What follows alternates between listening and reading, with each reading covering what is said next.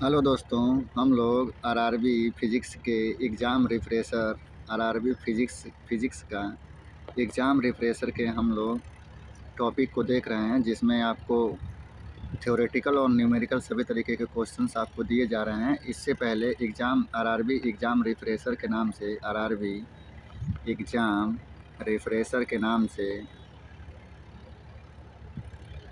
Refresher के नाम से 2 वीडियो डाल दिए गए हैं, जिनमें 2 चैप्टर डाल दिया गया है। पहला चैप्टर आपका यूनिट और दूसरा चैप्टर आपका कल डाल दिया गया था, जिसमें आपका वर्क था, पावर था, एनर्जी पावर, इन सभी के न्यूमेरिकल और थ्योरेटिकल जितने भी चीज़ें आरआरबी ने पूछी हुई थी, उन सभी के बारे में आपको समझा दिया गया था। कल का लास्ट वीडियो का क्वेश्चन ये था, ये वाला, कि किसी वस्तु का भार 200 न्यूटन है तो इसका द्रव्यमान कितना होगा। तो उसका भार पूछ रहा है, 200 न्यूटन है, द्रव्यमान हमको बताना है। तो W होता है mg, और हमको m बराबर निकालना था। तो m बराबर हम निकाल सकते हैं W/g। W की वैल्यू इसने 200 रखा था और g की वैल्यू इसने 10 रखा था। काट पीट देंगे तो 20। चूँकि ये द्रव्यमान का वैल्यू है तो इसका kg वैल्यू होता है, तो डी वाला ऑप्शन इसका सही हुआ था। तो हम आगे के क्वेश्चंस पे देखते हैं। कल हमारा टॉपिक ये था, 5वां नंबर का टॉपिक, न्यूटन के गति विषयक नियम, न्यूटन्स लॉ ऑफ मोशन। अब न्यूटन्स लॉ ऑफ मोशन हम देखते हैं। सभी को पता है कि गति के नियम का प्रतिपादन किसने किया था। तो गति के नियम का प्रतिपादन न्यूटन ने किया था। गुरुत्वाकर्षण की खोज किसने की थी। तो गुरुत्वाकर्षण की खोज भी न्यूटन ने ही की थी। तो न्यूटन ने कुल टोटल हमको 3 नियम दिए थे। 3 रूल्स, गति के 3 रूल्स न्यूटन ने हमें दिए थे। तो उनके बारे में हमें जानना ज़रूरी होता है। हर एग्ज़ाम में पूछ लेता है ये, जिसमें फिज़िक्स केमिस्ट्री, मतलब किसी सब्जेक्ट में साइंस पूछता है उसमें ये चीज़ें इंपॉर्टेंट होती हैं। तो देखते हैं न्यूटन के गति विषयक नियम, न्यूटन्स लॉ ऑफ मोशन। गति का प्रथम नियम, अब ये गति का प्रथम नियम है, इसको अलग नाम से जानते हैं, जड़त्व का नियम भी कहते हैं। यानी कि गति का जो प्रथम नियम है इसको जड़त्व का नियम भी कहते हैं। तो डायरेक्ट क्वेश्चन अगर पूछ ले कि जड़त्व के नियम की खोज किसने की थी, तो न्यूटन ने की थी। या गति के प्रथम नियम की खोज किसने की थी, तो न्यूटन ने की थी। या लॉ ऑफ इनर्शिया अगर पूछ ले, लॉ ऑफ इनर्शिया की खोज किसने की थी, तो इनर्शिया को ही हम जड़त्व बोलते हैं, तो न्यूटन ने की थी। अब पहला नियम क्या कहता है, इस नियम के अनुसार यदि कोई वस्तु विराम अवस्था में है तो वह विराम अवस्था में रहेगी। यदि एक समान गति से सीधी रेखा में चल रही है तो वैसी चलती रहेगी जब तक, मतलब यहाँ तक आप समझ लीजिए कि बोल रहा है कि यदि कोई वस्तु है, जो वस्तु है अगर वो विराम अवस्था में है तो विराम अवस्था में ही रहेगी, और अगर वो गति अवस्था में है तो वो वैसे ही चलती रहेगी, मतलब गति अवस्था में ही रहेगी जब तक जो वस्तु थी उस पर कोई बाह्य बल लगाकर उसकी वर्तमान अवस्था में कोई परिवर्तन न किया जाए, तब तक वो वस्तु, या तो अगर वो विराम अवस्था में है तो विराम में रहेगी, और अगर वो गति अवस्था में है तो गति में ही रहेगी, जब तक कि उस पर कोई दूसरा बल लगाकर उसे विराम अवस्था से उसे गति अवस्था में न बदला जाए, या गति अवस्था से उसे विराम अवस्था में न लगाया जाए, उसकी वर्तमान अवस्था में परिवर्तन न किया जाए। तो बल लगा कर ही हम उसके प्रेजेंट कंडीशन को क्या कर सकते हैं, हम चेंज कर सकते हैं। तो ये रहा न्यूटन का पहला नियम। तो डायरेक्ट परिभाषा भी पूछ लेता है, तो डायरेक्ट परिभाषा याद रख के चलिएगा, वीडियो को रिवाइंड करके परिभाषा को देख लीजिएगा। अब दूसरा नियम, गति का द्वितीय नियम, सेकेंड लॉ ऑफ मोशन।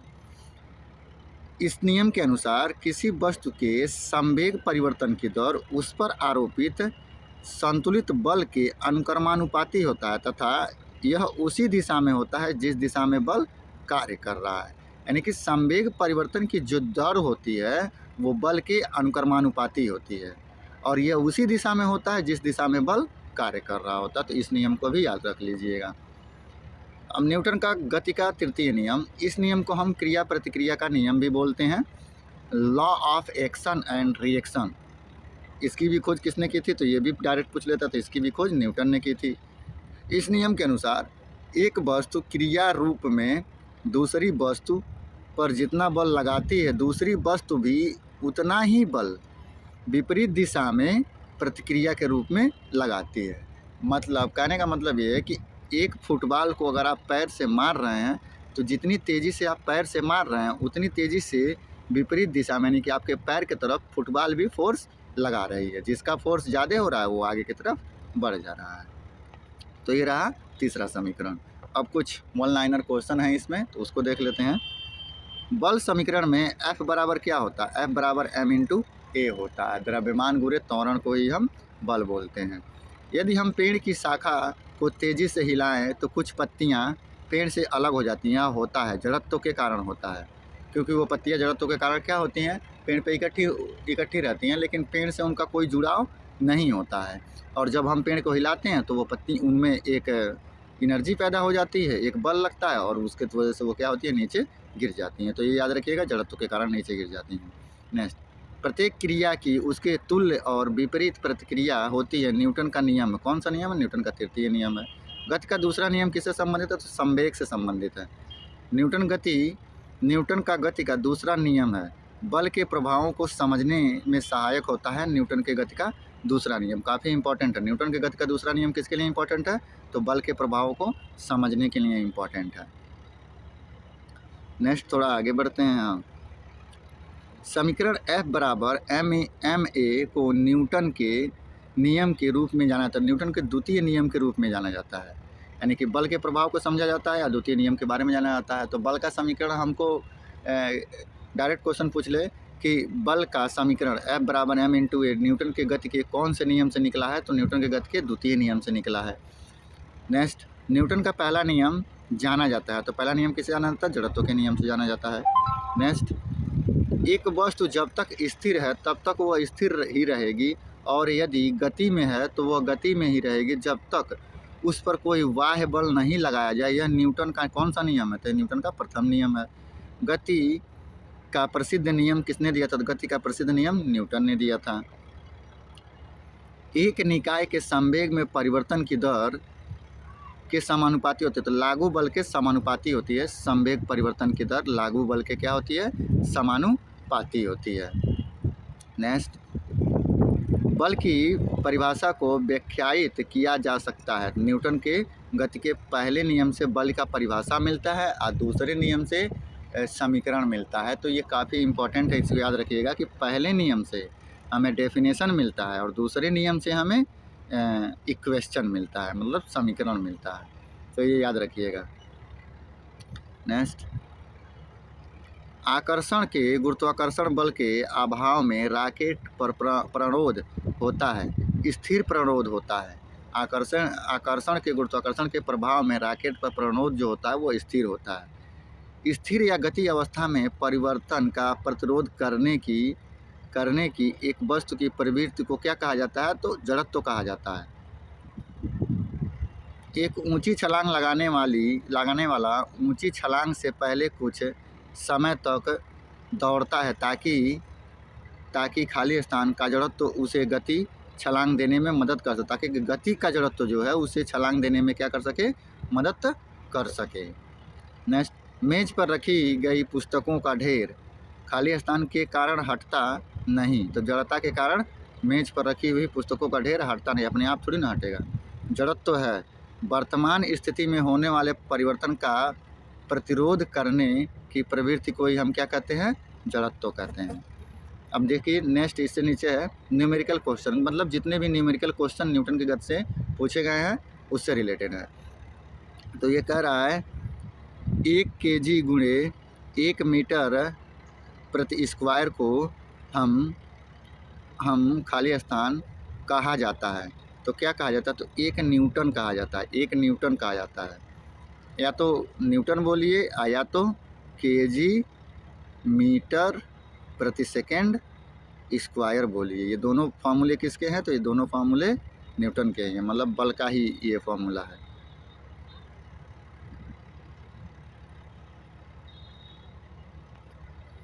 चलिए यहाँ से देख लेते हैं। न्यूटन के द्वितीय नियम से बल बराबर द्रव्यमान गुणे त्वरण। द्रव्यमान 1 kg है, त्वरण इतना है, इतना 1 न्यूटन हो गया। नेक्स्ट है 3 kg की एक पिस्तौल से 180 मीटर प्रति सेकेंड वेग से 40 ग्राम की गोली क्षैतिज रूप से चलाई गई। पिस्तौल का प्रतिघात वेग कितना होगा, पिस्तौल का वेग कितना होगा। तो वेग मीटर प्रति सेकेंड स्क्वायर होता है। तो अब आप यहाँ से देख लीजिए, लिखा है माना पिस्तौल का वेग भी है, भी मीटर पर सेकेंड वेग से पीछे हटती है। तो पिस्तौल का समवेग बराबर माइनस गोली का समवेग, और पिस्तौल का समवेग हो जाएगा mv। तो mv, तो पिस्तौल का वेग देखिए, पिस्तौल 3 kg का है, 3 kg का है, और v की वैल्यू हमारी कितनी है, v की वैल्यू हमें फाइंड आउट करनी पड़ेगी। यहाँ पे देखिए पिस्तौल का जो वेग है वो 3 kg है, और एक पिस्तौल से 180 मीटर पर सेकंड वेग से 40 ग्राम की क्षैतिज गोली, तो ये गोली का ये भार हो जाएगा, ये पिस्तौल का हो जाएगा। तो 3 हो गया ये। अब केजी है तो इसको हम ग्राम में बदलना, तो 3000 ग्राम हो जाएगा, गुणे भी, चूँकि पिस्तौल का प्रतिघाती वेग पिस्तौल का ही बताना है, बराबर हो जाएगा हमारा ये 40 गुणे 180, 2 जीरो से 2 जीरो कैंसिल, 30 बचा। तो 30 बचा है, तो 3 एकम 3, 6 त्रिकी 18, यहाँ पे हो गया हमारा 10, 6 चौको 24, 2.4 मीटर प्रति सेकेंड स्क्वायर। अब देखिए चूँकि ये इधर से माइनस में जाएगा तो ये यहाँ माइनस में हो जाएगा, तो ये यहाँ भी माइनस में हो जाएगा, तो सी वाला ऑप्शन इसका सही हो जाएगा। कौन सा ऑप्शन, सी वाला ऑप्शन सही हो जाएगा। एक बार इस क्वेश्चन को अच्छे तरीके से समझ लीजिए, दोबारा से समझा दे रहे हैं हम, क्योंकि हमको तो समझ में आ ही गया है, तो आप लोगों को भी समझा देते हैं। यहाँ देखिए बोला है कि 3 kg की एक पिस्तौल, अब ये पिस्तौल का भार है 3 kg, से 180 मीटर प्रति सेकेंड वेग से एक 40 ग्राम की गोली। अब ये जो 180 ये भी गोली की वैल्यू है और ये भी गोली की वैल्यू है, क्षैतिज रूप से चलाई गई। तो पिस्तौल का प्रतिघाती वेग बताइए। तो हम क्या करेंगे, दोनों का समवेग m इंटू वी, समवेग बराबर क्या होता है, द्रव्यमान गुणे वेग, कोई समवेग बोलते हैं, तो m इंटू वी बराबर m इंटू वी। अब इसे आप मान लीजिए पिस्तौल का है, अब गोली का ये हो गया, तो चूँकि गोली आगे की तरफ बढ़ेगी तभी तो ये पीछे की तरफ बढ़ेगी, तो इसे हम माइनस में ले लेंगे, बाकी आपने मल्टीप्लिकेशन कर लेना है, इतना वैल्यू आपका आ जाना है। नेक्स्ट, हाँ देखिए न्यूटन का गति का नियम हमारा ख़त्म हो गया। अब नेक्स्ट हमारा टॉपिक बढ़ जाता है फोर्स, बल। एफ, बल से देख लीजिए, बल का परिभाषा न्यूटन का पहले समीकरण से मिलता है और बल का समीकरण न्यूटन के दूसरे समीकरण से मिलता है। तो ये काफ़ी इम्पोर्टेंट है, इसको नोट कर लीजिएगा कि बल का जो समीकरण हमको मिलता है वो पहले से मिलता है, नहीं दूसरे से मिलता है, और बल की परिभाषा हमको पहले समीकरण से मिल जाती है। अब चलिए नेक्स्ट देखते हैं। बल में पहला टॉपिक हमारा है बलाघूर्ण। बलाघूर्ण इसे लैम्डा बोलते हैं। तो लैम्डा इजकल टू होता है एफ इंटू एक्स, जहाँ एफ बराबर बल है और एक्स बल और अक्ष के बीच की दूरी है। बल और अक्ष के बीच की दूरी क्या है, एक्स है। अब दोनों चीज़ें हमको मिल जाएं, बल मिल जाए और बल और अक्ष के बीच की दूरी मिल जाए, तो हम क्या निकाल सकते हैं, बलाघूर्ण आसानी से निकाल सकते हैं। तो इस फॉर्मूला को आप अपने अपने कॉपी में नोट कर लीजिएगा, पेपर के समय पे देने से पहले जाके देख लीजिएगा। अब देखिए बल, संसंजक बल, कोहेसिव फोर्स। तो कोहेसिव फोर्स संसंजक बल किसे कहते हैं, तो देखिए एक ही पदार्थ के अणुओं के बीच कार्य करने वाला आकर्षण बल संसंजक बल कहलाता है। मतलब एक ही परमाणु हो, उसमें अलग नहीं हो, ऐसा नहीं है मिट्टी और लोहे की बात करिए, नहीं, मिट्टी और मिट्टी की ही बात करिए जिसमें एक ही परमाणु हो। अब इन दोनों के बीच में जो बल लगेगा उसी को हम क्या कहेंगे, संसंजक बल कहेंगे या फिर कोहेसिव बल बोलेंगे। नेक्स्ट, असंजक बल किसे कहते हैं, असंजक बल, कोहेसिव फोर्स। तो भिन्न भिन्न पदार्थों के अणुओं के बीच कार्य करने वाला आकर्षण बल ही असंजक बल कहलाता है। इन दोनों का परिभाषा याद रख लीजिए, डायरेक्ट ये परिभाषा एग्जाम में पूछ लेता है। वन लाइनर क्वेश्चन है, किसी पिंड के भार W को इस सूत्र द्वारा बताया जा सकता है। किस सूत्र द्वारा, W बराबर m इंटू जी, कल ही मैंने बताया था। संवेग परिवर्तन के दर को क्या कहते हैं, तो संवेग परिवर्तन के दर को बल बोलते हैं। संवेग परिवर्तन के दर को क्या बोलते हैं, बल बोलते हैं। संवेग परिवर्तन के दर को बल बोलते हैं। एग्जाम्पल ही डायरेक्ट पूछ लेगा, याद रख लीजिएगा। द्रव्यमान m की कोई वस्तु जो त्वरण a से गतिशील है उस पर प्रयुक्त बल होगा m इंटू ए होगा। जब किसी प्रतिरक्षा बल F को विपरीत दिशा में लगाया जाता है तो दो दिशाओं के बीच का कोण कितना होता है? तो 180 डिग्री होता है। सीधा से सीधा ऐसे ऐसे लगेगा तो इन दोनों के बीच में कोण कितनी हो जाएगी? 180 डिग्री हो जाएगी। नेक्स्ट, भौतिक इकाई एक वस्तु की स्थिर या एक समान गतिशील स्थिति को बदलती है या बदलने का प्रयास करती है। तो कौन है वो? बल है भाई। वो बल है जो एक गतिशील वस्तु को स्थिर कर देता है, और एक स्थिर वस्तु को गतिशील करने का काम कौन करेगा? तो बल ही करेगा। नेक्स्ट, यदि कोई वस्तु सतत चाल से गति करती है, जब इस पर कोई न लग रहा हो, कोया न लग रहा हो, तो बल न लग रहा हो, तब तक वो सतत चाल से चलती ही रहेगी। लेकिन बल लगा देंगे तो वो रुक जाएगी। प्रकृति में कभी अकेले नहीं होता, बल कभी अकेले नहीं होता। बल बराबर होता है द्रव्यमान गुणे त्वरण। मुक्त रूप से गति करने में सक्षम 10 केजी द्रव्यमान की एक वस्तु जब 10 न्यूटन का बल लगाया जाता है तो कथन लागू होगा। निकाय 1 मीटर प्रति सेकंड स्क्वायर के त्वरण से गति करेगा। क्योंकि देखिए यहाँ पे द्रव्यमान दे दिया, यानी कि m दे दिया, यहाँ पे फोर्स दे दिया। अब ये त्वरण की बात ही पूछ रहा है तो त्वरण की वैल्यू उसने निकाल दिया। दोनों का भाग कर देंगे, कट जाएगा, 1 आ जाएगा, यही 1 यहाँ पे कंप्लीट हो जाएगा। नेक्स्ट, यदि एक वस्तु दोनों सिरों से पकड़कर खींची जाती है तो उस पर लागू बल को क्या कहा जाएगा? तो उस पर लागू बल को खिंचाव बल कहा जाएगा। क्या कहा जाएगा? खिंचाव बल कहा जाएगा। नेक्स्ट,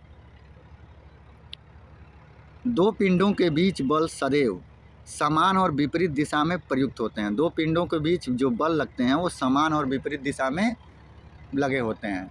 मतलब ये अर्थ है, ये मून है, अब ये दोनों पिंड हैं, तो ये दोनों एक दूसरे के ऊपर समान बल लगाएंगे और विपरीत दिशा में, मतलब मून इधर की तरफ लगाएगा और अर्थ इधर की तरफ लगाएगा, तो समान और विपरीत दिशा में प्रयुक्त होते हैं। नेक्स्ट, निम्न परिस्थितियों में कार्य नकारात्मक बल द्वारा किया गया है। कार्य नकारात्मक किन परिस्थितियों में कार्य नकारात्मक होता है? जब कोई वस्तु बल के विपरीत दिशा में स्थानांतरित होती है तो काल क्या होता है? नेगेटिव होता है। यानी कि विस्थापन विपरीत दिशा में हो, बल के विपरीत दिशा में विस्थापन हो तो क्या हो जाएगा? आपका नकारात्मक बल कार्य करेगा। और अगर विस्थापन बल की दिशा में हो तो कार्य हमारी पॉजिटिव हो जाएगी। इसको मैंने कल ही आपको बताया था। नेक्स्ट, ठोस सतह द्वारा किसी वस्तु पर सामान्य दिशा में लगाए गए बल को क्या कहा जाता है? तो सामान्य बल कहा जाता है। ठोस सतह पर किसी वस्तु द्वारा, ठोस सतह है कोई वस्तु द्वारा सामान्य दिशा में लगाए गए बल को क्या कहते हैं? तो सामान्य बल कहते हैं। सभी बलों में होता है परिमाण और दिशा दोनों होता है। सभी बलों में क्या होता है? परिमाण और दिशा दोनों होता है। तो बल कैसी राशि है? बल एक सदिश राशि है। बल कैसी राशि है? तो बल एक सदिश राशि है। नेक्स्ट, किसी वस्तु पर कार्य करने वाले गुरुत्वीय बल को जाना जाता है। गुरुत्वीय बल को क्या जाना जाता है? भार जाना जाता है, क्योंकि W weight is equal to m into G. ये तो द्रव्यमान हो गया और ये गुरुत्वीय बल लग रहा है, तो इस किस में लग रहा है? आपका वेट में, यानी कि भार में लग रहा है। नेक्स्ट, यहाँ से न्यूमेरिकल क्वेश्चन हमें स्टार्ट होते हैं। जस्ट मिनट, यहाँ पे आ गया। हाँ, तो यहाँ से हमारा न्यूमेरिकल क्वेश्चन स्टार्ट होता है, जो कि किस चैप्टर से होगा? वो फोर्स नामक चैप्टर से होगा। परिभाषा याद रखिएगा, m इंटू ए होता है, फोर्स बराबर m इंटू ए होता है। देखिए, एग्जामिनेशंस में कोई बहुत बड़ा क्वेश्चन नहीं पूछता है, छोटे छोटे क्वेश्चन पूछ लेता है। तो अब लोग छोटे छोटे क्वेश्चन भी नहीं पढ़ के जाते हैं, इसलिए काम नहीं हो पाता है। हाँ, तो चलिए हम न्यूमेरिकल क्वेश्चन देखते हैं, जो कि फोर्स नामक चैप्टर से होगा। तो थोड़ा छोटा कर लेते हैं, थोड़ा सा इसे डिलीट कर देते हैं, थोड़ा सा ऊपर कर लेते हैं। हाँ देखिए, लिखा है, जब एक स्थिर बल किसी वस्तु पर 3 सेकंड की अवधि के लिए 8 केजी के द्रव्यमान के साथ कार्य करता है तो यह वस्तु के वेग को 4 मीटर प्रति सेकंड से 6 मीटर प्रति सेकंड तक बढ़ा देता है। प्रयुक्त बल की गुरुत्व बताइए।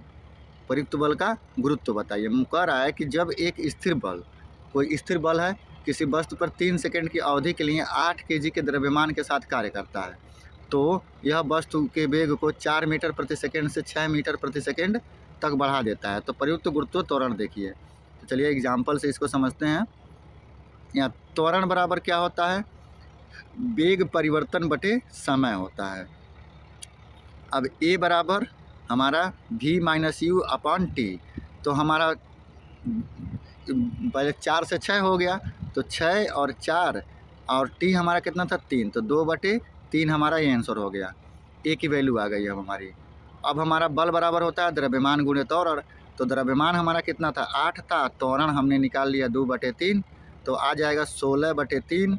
अब 16/3 को जब हम मल्टीप्लाई करेंगे तो 5.33 न्यूटन ये फोर्स आ जानी है। 5.33 न्यूटन ये फोर्स आ जानी है। तो ऊपर देखिए 5.33 न्यूटन पहले नंबर के ऑप्शन में है, तो पहला नंबर ऑप्शन हमारा सही हो जाएगा। एक बार और ध्यान से देख लीजिए, एक बार और थोड़ा सा ऊपर कर देते हैं। हाँ यहाँ पे अब यहाँ से चीज़ें समझ लेते हैं हम लोग, हो सकता है कि डायरेक्ट ही आ जाए। कह रहा है कि एक स्थिर बल 3 सेकेंड टी दिया है कि अवधि से 8 kg द्रव्यमान दिया है। अब ये त्वरण यहाँ बदल रहा है, 4 से 6 हो रहा है, तो हम त्वरण की वैल्यू को वेग परिवर्तन की दर को ही हम त्वरण बोलते हैं। तो वेग परिवर्तन की दर को ही हम त्वरण बोलते हैं। तो वेग परिवर्तन की दर हमारा कितना था, तो 6 - 4 बटे कितना सेकंड में 3 में, तो 2/3 ये हो जाएगा हमारा ये त्वरण। बल की वैल्यू 8 थी, इसमें 8 का गुणा कर देंगे तो 16/3 हो जाएगा। जब हम भाग देंगे तो 5.33 न्यूटन हमारा आंसर आ जाएगा। 2 बार इस क्वेश्चन को पढ़ लीजिएगा, चीज़ें याद हो जाएंगी। नेक्स्ट क्वेश्चन देखिए, एक वस्तु पर 20 न्यूटन का बल लागू किया जाता है और 2 मीटर प्रति सेकेंड स्क्वायर के त्वरण के साथ गति करती है। वस्तु के द्रव्यमान की गणना करिए। तो द्रव्यमान की गणना कर रहा है, F बराबर m इंटू ए होता है, A बराबर F अपान M बराबर F अपान ए हो जाएगा। क्यों? क्योंकि त्वरण दिया है, बल दिया है, हमें द्रव्यमान पूछ रहा है। तो बल कितनी है 20 है, त्वरण कितना है 2 है, काट पीट देंगे तो 10 kg हमारा क्या हो जाएगा, ये द्रव्यमान हो जाएगा। यानी कि डी वाला ऑप्शन हमारा क्या हो जाएगा, सही हो जाएगा। कौन सा ऑप्शन सही हो जाएगा, डी वाला ऑप्शन हमारा सही हो जाएगा। नेक्स्ट कह रहा है 8 kg द्रव्यमान की किसी वस्तु पर कोई सतत बल 2 सेकंड कार्य करता है, तो यह वस्तु के वेग को 4 मीटर प्रति सेकंड स्क्वायर से 9 मीटर प्रति सेकंड स्क्वायर तक बढ़ा देता है। लगाए गए बल का परिणाम क्या, लगाए गए बल की वैल्यू को बताना है। तो पहले हम त्वरण निकाल लेते हैं। तो ए बराबर हमारा क्या हो जाएगा, 9 - 4 डिवाइड बाई कितने सेकंड तक 2, तो ये काटे पीटेंगे तो कितना हो जाएगा 5 × 4 = 9, 5/2 ये मिल जाएगा। अब 5/2 गुणे 8 kg है तो 8 लगा दीजिए, 8 × 5 = 40/2 बराबर 20 न्यूटन का हमारा फोर्स लगेगा। कितना, 20 न्यूटन का। सी वाला ऑप्शन हमारा क्या हो जाएगा, सही हो जाएगा। यहाँ देखिए लिखा है, अतः वस्तु 20 न्यूटन का फोर्स लगाएगी। अब चाहे आप ऐसे करिए, चाहे डायरेक्ट ये याद रखिए कि जब दो त्वरण की वैल्यू एक साथ दे दे, दो वेग की वैल्यू, वेग 4 मीटर प्रति सेकंड से 9 मीटर प्रति सेकंड तक बढ़ दिया जाता है, तो अगर ऐसा दे दे तो डायरेक्ट बड़े वाले में से छोटे वाले को घटा के समय से भाग दे दीजिए और उसके बाद द्रव्यमान को उससे गुणा कर दीजिए, बल की वैल्यू आपके सामने निकल के आ जानी है। चलिए नेक्स्ट देखते हैं, ऊपर की तरफ हम चलते हैं। हाँ, यहाँ से दिया है 15 kg द्रव्यमान का पिंड 5 मीटर प्रति सेकंड की गति से गतिमान है, तो उस पर कार्यान्वित बल बताइए, उस पर कार्य करने वाला बल बताइए। तो कार्य करने वाली बल की वैल्यू देखिए। एक बात ध्यान दीजिए, गुरुत्वीय त्वरण ए का जो मात्रक होता है मीटर प्रति सेकंड स्क्वायर होता है, तो ये गुरुत्वीय त्वरण की वैल्यू मात्रक है। वैसे त्वरण का मात्रक मीटर प्रति सेकंड ही होता है, तो ये याद रखिएगा। अब यहाँ पे देखिए, द्रव्यमान दे दिया 15 और त्वरण दे दिया 5, तो 15 × 5 = 75 न्यूटन जो हो जाएगा फोर्स हो जाएगा। डायरेक्ट डी वाला आंसर सही हो जाएगा। नेक्स्ट, किसी वस्तु के संवेग में 0.2 सेकंड में 10 kg मीटर प्रति सेकंड परिवर्तन होता है, तो वस्तु पर कार्य कर रहा बल कौन सा है, वस्तु पर कौन सा बल कार्य कर रहा है। तो चूँकि संवेग बराबर m × v होता है, द्रव्यमान गुणे त्वरण होता है, चूँकि हमको पता क्या करना है, नहीं हाँ चलिए देखते हैं। इसको हम डायरेक्ट फॉर्मूले पर रख के भी लगा सकते हैं। यहाँ दिया है ये संवेग 2 सेकंड में, यानी कि टी की वैल्यू हमारी 0.2 सेकंड आ गई, ये संवेग की वैल्यू आ गई। तो कार्य, तो बल की वैल्यू क्या होगी? अब जब संवेग और समय आपको दे दे और पूछे कि बल की वैल्यू बताइए, तो बल बराबर क्या हो जाएगा? संवेग परिवर्तन की दर, यानी कि संवेग परिवर्तन की दर 10 बटे टोटल टाइम 0.02। तो इसको कर देंगे तो यहाँ 100 हो जाएगा, यहाँ ऊपर 1000 हो जाएगा। काटे पीटेंगे तो डायरेक्ट हो जाएगा कितना हमारा 500 न्यूटन हमारा आंसर हो जाएगा। जब कभी भी आपको संवेग की वैल्यू दे दे तो संवेग को डायरेक्ट किससे, समय से भाग दे दीजिए, आपका जवाब आपके सामने आ जाएगा। इतना करने की कोई ज़रूरत नहीं। तो डायरेक्ट एक फॉर्मूला याद रखिए कि बल बराबर संवेग परिवर्तन की दर बटे समय। संवेग की वैल्यू और समय की वैल्यू को आपस में डिवाइड कर दिया, 1000 बटे 2 हो गया, 500 न्यूटन हमारा आंसर हो गया। नेक्स्ट है 2 kg की वस्तु 4 मीटर प्रति सेकेंड स्क्वायर के त्वरण से गति कर रहा है, इस पर लगने वाला कुल बल कितना हो जाएगा? तो 2 × 4 बराबर 8 न्यूटन का हो जाएगा, 8 न्यूटन का। डी वाला ऑप्शन सही हो जाएगा। नेक्स्ट 100 kg द्रव्यमान के एक पिंड की गति 5 सेकेंड में 5 मीटर प्रति सेकेंड से 15 मीटर प्रति सेकेंड हो जाती है, तो उस पर एक समान त्वरण आरोपित होता है। पिंड पर आरोपित बल की गणना करिए। तो पहले त्वरण की वैल्यू निकाल लीजिए। तो 15 - 5 बटे 5 बराबर 10 बटे 5 बराबर कितना हो जाएगा? 2। ये हमारी त्वरण की वैल्यू होगी। द्रव्यमान हमारा इतना है, 100 है, तो 100 में 2 का मल्टीप्लिकेशन कर दीजिए, तो 200 न्यूटन हमारा आंसर हो जाएगा। डी वाला ऑप्शन। इतना करने की कोई ज़रूरत नहीं है, डायरेक्ट मैंने जिस तरीके से बताया उसी तरीके से आप याद रखिए कि अगर 2 वेग की वैल्यू दी है तो बड़े वाले में से छोटे वाले को घटा के समय से भाग दे दीजिए, द्रव्यमान से मल्टीप्लिकेशन कर दीजिए, आपका आंसर आपके सामने आ जाएगा। बड़े में से छोटे को माइनस कर दिया, समय से डिवाइड कर दिया, 2 आ गया, इस 2 में हमने 100 से भाग दे दिया। जस्ट मिनट, इस 2 में हमने क्या किया? इस 2 में हमने डायरेक्ट 100 से मल्टीप्लिकेशन कर दिया, डायरेक्ट हमारे पास में कितना आ गया? 200 न्यूटन आंसर करके आ गया। अब या तो इतना झाम बैठ के लिखिए 100 kg, 5 kg, 15 kg, क्योंकि पेपर में तो इतना टाइम नहीं रहता है, तो डायरेक्ट लगाने की कोशिश करिए। नेक्स्ट 20 किग्रा द्रव्यमान वाली वस्तु 4 मीटर प्रति सेकेंड स्क्वायर के त्वरण से एक साथ स्थानांतरित होता है, उस पर लगने वाले बल की मात्रा क्या होगी? तो 20 में डायरेक्ट 4 का भाग दे दीजिए, 20 चौको 80 न्यूटन उसका बल होगा, यानी कि पहला नंबर का ऑप्शन सही है। नेक्स्ट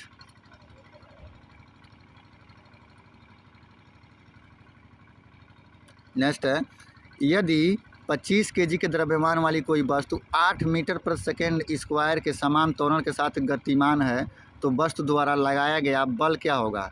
तो 25 × 8, 25 वाटे 200 न्यूटन होगा। ए वाला ऑप्शन सही। नेक्स्ट यदि 10 न्यूटन और 5 न्यूटन के दो बल एक वस्तु पर एक ही दिशा में लगाए जाते हैं, तो वस्तु पर कार्यरत कुल बल कितना होगा? कुल बल कितना होगा? परिणामी बल की बात कर रहा है, तो जब परिणामी बल की बात करें तो उसका फॉर्मूला अलग होता है। तो थोड़ा एग्जांपल से हम देख लेते हैं। यहाँ पे देखिए, परिणामी बल F बराबर √F1 का स्क्वायर F2 का स्क्वायर 2F1 F2 cos थीटा। डायरेक्ट ए वाला फॉर्मूला याद रखिए, A का स्क्वायर प्लस B का स्क्वायर प्लस 2AB, यहाँ लास्ट में cos थीटा याद रख लीजिएगा। ये होता है √ में परिणामी बल की वैल्यू। और नहीं तो आप इस तरीके से याद रख लीजिए, F1 का स्क्वायर F2 का square 2F1 F2 cos theta. दोनों बल एक ही दिशा में कार्यरत हैं, इसलिए cos थीटा की वैल्यू कितनी हो जाएगी? 0। cos थीटा की वैल्यू कितनी हो जाएगी? 0, और cos 0 अंश की वैल्यू 1 हो जाती है, तो वो तो वैसे भी ख़त्म हो गया। अब F1 F2 to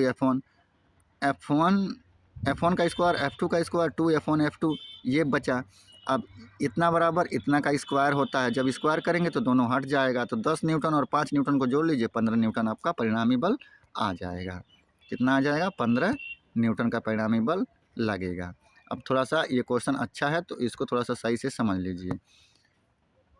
just minute मिटाने दीजिए। हाँ, कह रहा है कि 2 बल 10 न्यूटन का और 5 न्यूटन के 2 बल एक ही वस्तु पे लगाए जाते हैं, तो परिणामी बल का मान कुल बल कितना होगा। कुल बल की वैल्यू पूछ रहा है, तो कुल बल की वैल्यू हम क्या करेंगे कि जब 2 बल एक साथ में लगाए जाएँ और एक ही वस्तु पे लगाए जाएँ, उसमें कोई थीटा कोण नहीं हो, तो डायरेक्ट हम क्या करेंगे 10 + 15 दोनों को जोड़ लेंगे, हमारा आंसर आ जाएगा हमारा 10 + 5 हमारा आंसर आ जाएगा 15। डायरेक्ट दोनों को जोड़ लीजिए, बाकी चीज़ें समझने की ज़रूरत नहीं है। नहीं तो फार्मूला अगर आपको समझना है तो फार्मूला ऐसे समझ लीजिए, √F1 का स्क्वायर प्लस F2 का square plus 2F1 F2 cos theta. चूँकि एक समान एक ही वस्तु पर लगाया जाता है तो थीटा बराबर 0 हो जाएगा, cos 0 की वैल्यू 1 हो जाती है, तो F1 F2 बच जाता है। अब इन दोनों का हम स्क्वायर कर लेंगे, आज जब स्क्वायर से करनी हमारी हट जाएगी तो लास्ट में हमारा F1 + F2 ही बचेगा। वही काम यहाँ पे किया गया, तो चाहे वो याद रखिए चाहे ये याद रखिए, दोनों चीज़ें अच्छी हैं।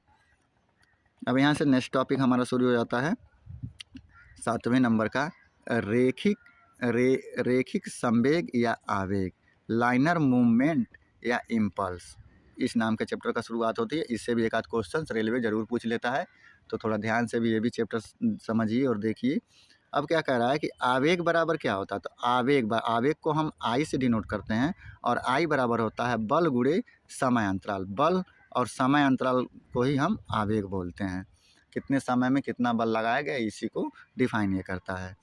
गतिज ऊर्जा और संवेग में के बीच में क्या संबंध है, तो काइनेटिक एनर्जी बराबर होता है संवेग का स्क्वायर बटे 2m। m को हम द्रव्यमान बोलते हैं, तो काइनेटिक एनर्जी बराबर क्या होता है संवेग का स्क्वायर बटे 2 गुणे द्रव्यमान।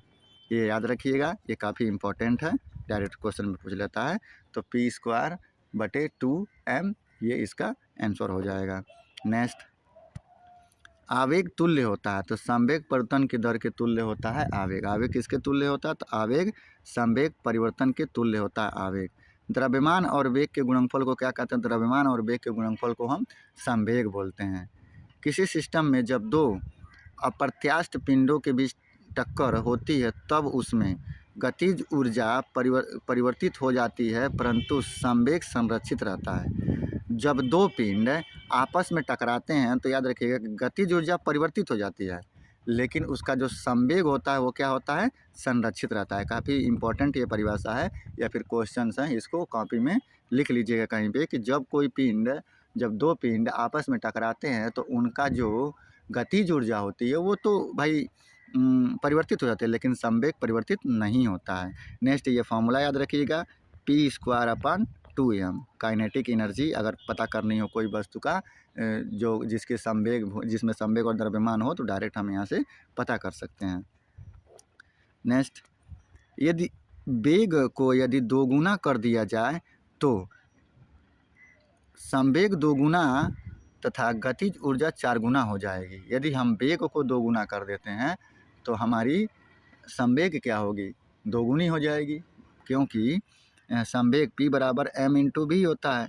अब हमने वेग को 2 गुना किया तो ये भी 2 गुना हो जाएगा डायरेक्ट, लेकिन गतिज ऊर्जा क्या हो जाएगी, गतिज ऊर्जा ½mv² होता है, चूँकि ये 2 गुना हुआ तो ये 4 गुना डायरेक्ट हो जाएगा, तो ये गतिज ऊर्जा 4 गुनी हो जाएगी, संवेग हमारी कितनी हो जाएगी, 2 गुनी हो जाएगी। याद रखिए कि जब वेग को यदि 2 गुना कर दिया जाए तो संवेग हमारा 2 गुना होगा, लेकिन गतिज हमारा कितना हो जाएगा, 4 गुना हो जाएगा।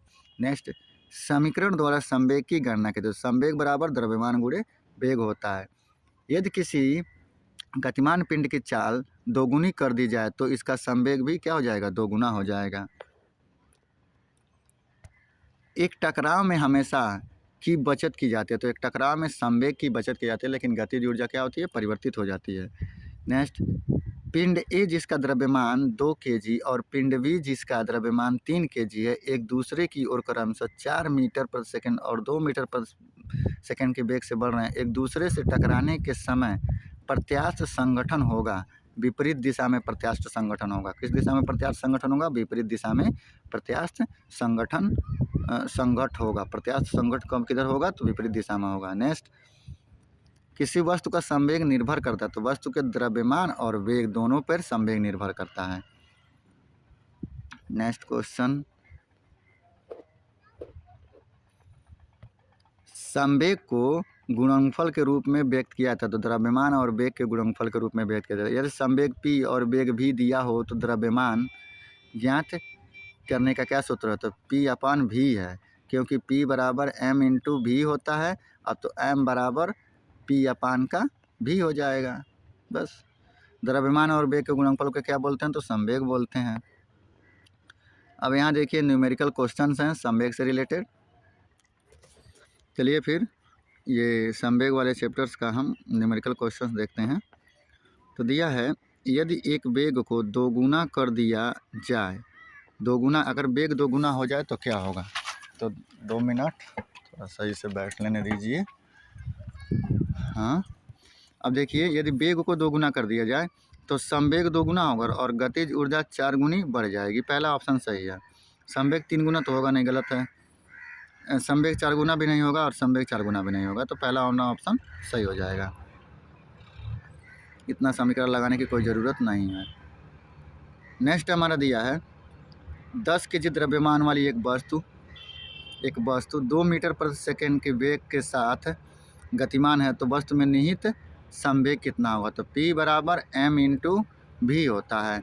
m की वैल्यू हमारी 10 दे दिया है, v की वैल्यू हमारी 2 दे दिया है, तो 10 और 2 का हम मल्टीप्लिकेशन करेंगे तो 20। द्रव्यमान का मात्रक kg होता है और इसका मीटर प्रति सेकेंड, तो 20 kg मीटर प्रति सेकेंड हो जाएगा। 20 kg मीटर प्रति सेकेंड, 20 kg मीटर प्रति मीटर प्रति सेकेंड, तो बी वाला ऑप्शन हमारा सही हो जाएगा। ये यहाँ पे लिखावट में गड़बड़ी है, ध्यान दे दीजिए। ये तो सही है, ये भी लिखावट में सही है, लेकिन यहाँ पे लिखावट में गड़बड़ी है, तो ये वाला ऑप्शन हमारा सही हो जाएगा। नेक्स्ट, 200 ग्राम द्रव्यमान वाली एक वस्तु का उसकी 10 जूल गतिज ऊर्जा के साथ संवेग होगा। 10 जूल गतिज ऊर्जा के साथ संवेग होगा। द्रव्यमान की वैल्यू दे दिया है, तो अभी पहले ये सूत्र देखा गया है कि ke बराबर होता है p²/2m। अब यहाँ पे वैल्यू रख दीजिए, तो यहाँ पे 10 दे दिया है। ke बराबर p को हमें फाइंड आउट करना है। 2 गुणे m की वैल्यू हमारी कितनी है? 200 ग्राम है, तो 200 ग्राम को हम kg में बदल देंगे। तो 200 ग्राम को हम kg में जब बदलेंगे तो 0.2 आएगा, 0.2 हो जाएगा। अब जब 0.2 को हम इसमें मल्टीप्लाई करेंगे तो 0.4 हो जाएगा। 0.4 को जब हम इधर से इसमें मल्टीप्लाई करेंगे तो 0.4 का मल्टीप्लाई करेंगे तो कितना हो जाएगा? 4 हो जाएगा। p² बराबर 4 हो जाएगा, तो p बराबर कितना हो जाएगा? 2। अब 2 कितना होगा? 2 kg मीटर प्रति सेकेंड, 2 kg मीटर प्रति सेकेंड, पहला वाला ऑप्शन सही हो जाएगा। तो हमें यकीन है कि आप लोगों को ये चीज़ें समझ में आ गई होंगी। नेक्स्ट, यहाँ से 20 मीटर प्रति सेकेंड के वेग से गति कर रहे 50 केजी द्रव्यमान वाले पिंड का संवेग कितना होगा? दोनों का मल्टीप्लिकेशन कर दीजिए, तो 50 गुणे 20 करेंगे तो 5 दूना 10, 1 0 1 0 ये, तो 100 kg मीटर प्रति सेकेंड। सी वाला ऑप्शन नहीं, हाँ 10, सी वाला ऑप्शन नहीं सही होगा, क्योंकि 5 दूना 10 हो जाता है, तो 1000 kg मीटर प्रति सेकेंड, डी वाला ऑप्शन सही हो जाएगा। नेक्स्ट, एक वस्तु के संवेग की गणना कीजिए। 50 kg द्रव्यमान है और 6 मीटर प्रति वेग से गतिशील कर रहा था। 5 छके 30 और 1 0 ये बढ़ गया, तो 300 kg मीटर प्रति सेकेंड, बी वाला ऑप्शन सही हो जाएगा। नेक्स्ट, m/2 द्रव्यमान की कोई वस्तु जिसका वेग 2v है का संवेग कितना होगा? तो द्रव्यमान ये दे दिया, वेग दे दिया, तो दोनों का मल्टीप्लिकेशन कर दीजिए, तो m/2 गुणे 2v, इधर मल्टीप्लाई करेंगे तो ये डायरेक्ट कट जाएगा, तो mv हो जाएगा। कितना हो जाएगा? mv, बी वाला ऑप्शन सही हो जाएगा। कौन सा ऑप्शन से हो जाएगा? बी वाला ऑप्शन से हो जाएगा। दोनों का हम मल्टीप्लिकेशन करेंगे तो 2 से 2 कट जाएगा, m और v आपस में साथ आ जाएंगे। नेक्स्ट है 8वें नंबर का टॉपिक, संवेग संरक्षण का नियम, law of conversation of motion. संवेग संरक्षण का नियम को हम देखते हैं। तो रेखीय संवेग संरक्षण का सिद्धांत, law of conversation of liner movement. Liner movement का सिद्धांत क्या सिद्धांत है ये?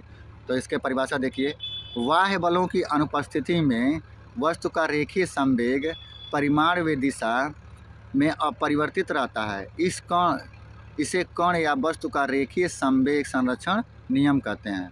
यानी कि कोई बाह्य बल न लगाया गया हो किसी वस्तु पर, तो उसका परिमाण और दिशा क्या होंगे, अपरिवर्तित रहेंगे। जिस दिशा में वो जा रहा है उसी दिशा में वो जाएगा, जिस परिमाण पे वो जा रहा है उसी परिमाण पे जाएगा। इसी को हम क्या कहते हैं, रेखीय संवेग नियम कहते हैं।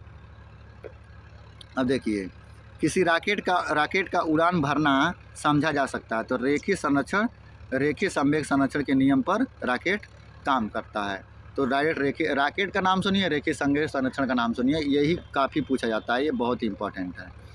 नेक्स्ट है, एक सेल के विस्फोट के बाद कई टुकड़े अलग अलग दिशाओं में उड़ जाते हैं, इस स्थिति में संरक्षित रहता है क्या, तो संवेग इस स्थिति में संरक्षित रहता है। अभी मैंने इसके पहले ही देखा है कि जब कोई दो चीज़ें आपस में टकराती हैं तो गतिज ऊर्जा अपरिवर्तित होती है, लेकिन संवेग उनका क्या होता है, संरक्षित रहता है। तो वही बात यहाँ पर भी कह रहा है। नेक्स्ट हम चीज़ें ऊपर से देखते हैं, न्यूमेरिकल क्वेश्चंस। 2 kg की एक पिस्तौल इतना मीटर 150 मीटर प्रति सेकेंड वेग के साथ 30 ग्राम की गोली क्षैतिज रूप से चलाई गई, तो पिस्तौल का प्रतिरक्षी वेग कितना होगा। पिस्तौल का पूछ रहा है, क्योंकि ये जो वेग है ये गोली का वेग है। तो ये क्वेश्चन पहले भी हम लोगों ने लगाया है, तो डायरेक्ट लगा लीजिए, चूँकि m इंटू भी, हाँ तो m इंटू भी, तो पहले m हमारा 2 किग्रा हो गया, यहाँ पे 30 ग्राम दिया है, तो इसको भी हम ग्राम में बदलना है। तो ये हो गया 2000 ग्राम गुणे भी बराबर, ये कितना हो गया 30 गुणे 150। 2 जीरो से 2 जीरो कैंसिल, बच गया 20, 15 तियाँ 45, तो भी बराबर 15 तियाँ 45 बटे 20। काट दीजिए, 20 से 45 कितने मरतबे जाएगा, तो 20 से करनम 20, बच गया 25, ऐसे नहीं होगा, 20 दूनी 40, 2 पॉइंट, अब 5 और 0 रख देंगे, तो फिर 20 दूनी 40, फिर कितना बचा 10, 100, 20 25 100, तो 2.25 मीटर प्रति सेकंड हो जाएगा। वो भी माइनस में होगा, क्योंकि ये वैल्यू माइनस में होगी, तो माइनस में 2.25 मीटर प्रति सेकंड। ये क्वेश्चन पहले भी देखा गया है, सेम टू सेम उसी बेस पे लग जाएगा ये।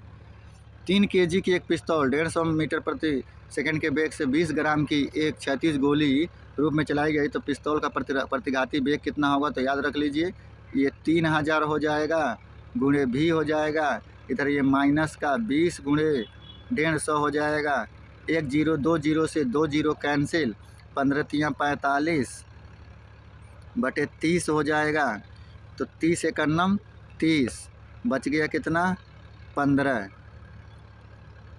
बच गया। अब 15 तो जाएगा नहीं, तो 150 हो गया, तो 5 मरतबे चला जाएगा, तो 1.5 मीटर प्रति सेकंड, वो भी माइनस का, तो बी 1 मीटर प्रति सेकंड बी वाला ऑप्शन दिया है। जस्ट मिनट देख लिया जाता है।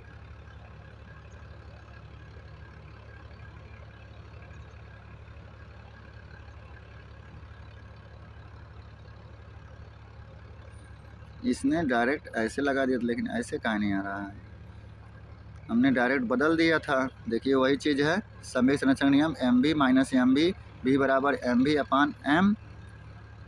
तो एम हमारा कितना है 0.02 kg, एम हमारा कितना है 3 kg, तो 150 भी, तो 0.02 150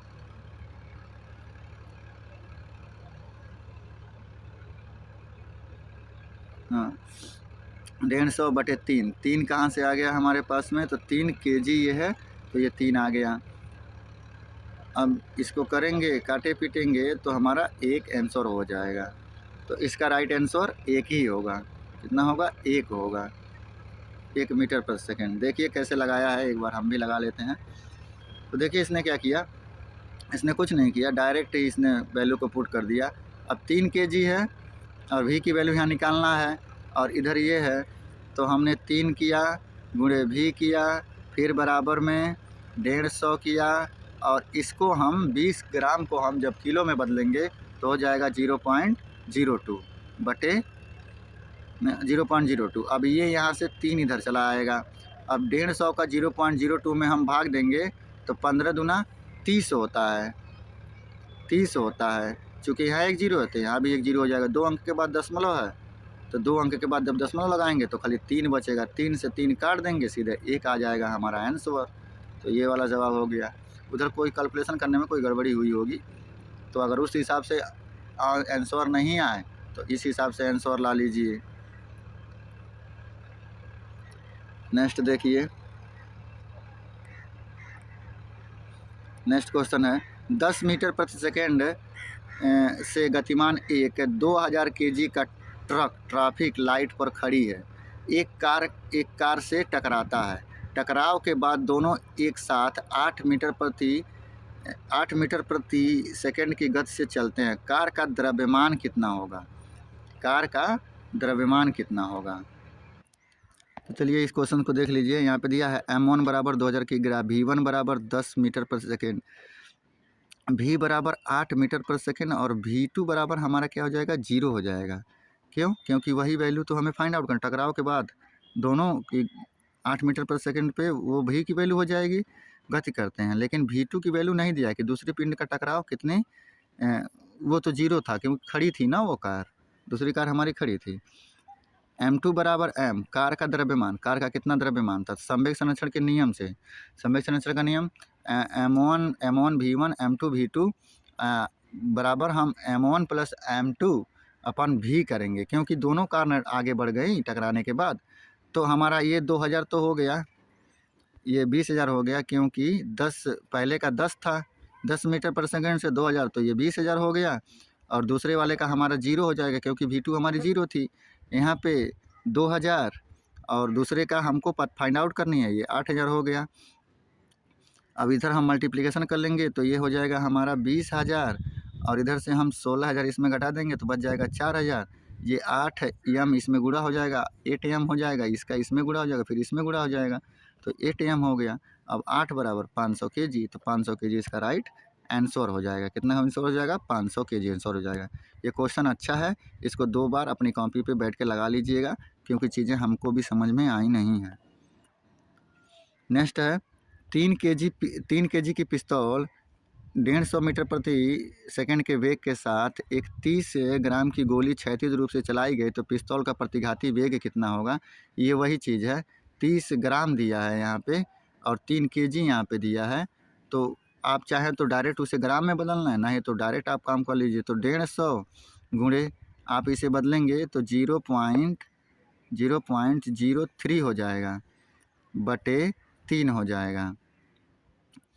अब इसमें गुणा करेंगे तो 15 तियाँ 45 होता है और एक जीरो यहाँ ये है, आ जाएगा। 2 अंक के बाद दशमलव है तो 2 अंक के बाद दशमलव लगाएंगे 4/4.5 हो जाएगा। अब 4.5 में हम 3 का भाग दे देंगे, तो जब 3 का हम भाग देंगे इसमें तो कितना हो जाएगा? नीचे हमारा 100 हो जाएगा। 300 से हम 450 में भाग दे देते हैं तो 450 भागा 300 कर देते हैं, तो एक मर्तबे चला जाएगा। 300 बच गया कितना? 150 बच गया, पॉइंट लगा लिए, एक जीरो लगा लिए, 1500 हो गया।